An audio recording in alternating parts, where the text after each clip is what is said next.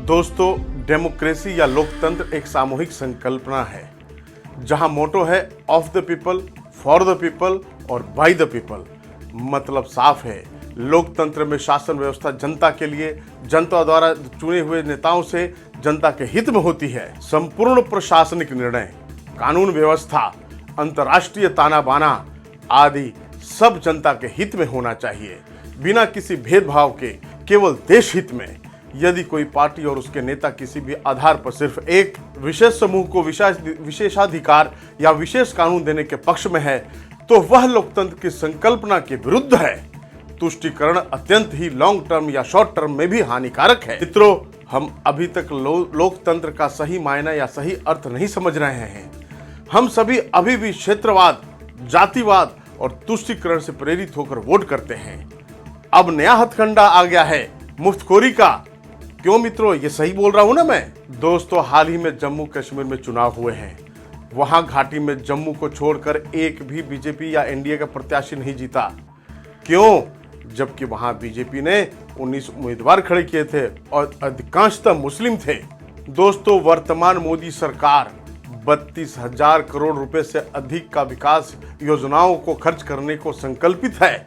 Record उठाकर देख लीजिए, पिछले 100 सालों में सबसे अधिक डेवलपमेंट या विकास का कार्य घाटी में वर्तमान केंद्र सरकार के द्वारा ही किया जा रहा है। तो फिर चूक कहां? वोट परसेंटेज में बीजेपी को लगभग जम्मू कश्मीर में 26% शेयर है और नेशनल कॉन्फ्रेंस को लगभग 23%, सबसे ज्यादा वोट परसेंटेज बीजेपी को मिली है।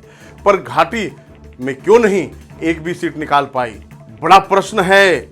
सोचिए मित्रों, संपूर्ण आजादी मिलने के बाद हमारे नेताजी सुभाष चंद्र बोस का स्पष्ट विचार था कि अगले 20 वर्षों तक भारत में डिक्टेटरशिप रूल यानी तानाशाही शासन होना चाहिए था, जब तक कि लोकतंत्र को लोग समझने न लग जाएं। दोस्तों, अभी क्या है?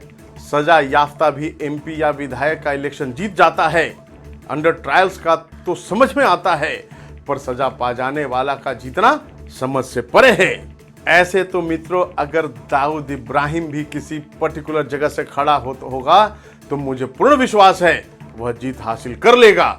ऐसी लोकतांत्रिक मूल्यों की सोच रखने वालों के बीच दोस्तों, लोकतंत्र का मतलब सिरों को गिनकर जीतने की प्रक्रिया भर रह गया है। जितने मुंड जिसके पक्ष में वह राजा, बराबर की हिस्सेदारी है। चाहे वोटर शराब पीकर नाली में गिर जाने वाला हो या वह वोटर जो अथक परिश्रम और अपने सूझबूझ से देश के जीडीपी के बढ़ने में हमेशा सहयोग करता हो, सब बराबर। क्या बात है? सोचिए दोस्तों, घाटी की बात हो या पूर्व में गाजीपुर का चुनाव हो, जिसमें श्री मनोज सिन्हा जी को करारी हार का सामना करना पड़ा था पूर्व में, जबकि उन्होंने अपने कार्यकाल में वहां जबरदस्त विकास कार्य किया था। मतलब साफ है, विकास जीतने का मापदंड नहीं हो सकता है। फिर तो सिर्फ क्षेत्रवाद, जातिवाद या लोगों को मूर्ख बनाकर ही आसानी से जीता जा सकता है। यहां तो लहर हो, लहरों का देश है ये तो। लहर हो तो श्री स्वर्गीय अटल बिहारी वाजपेयी भी हार जाते हैं। आखिर दोस्तों, लोकतंत्र पर क्या हावी हो गया है? क्या यह लहरों या सिंपैथी वेव का देश हो गया है? क्या यह क्षेत्रवाद में बट गया है?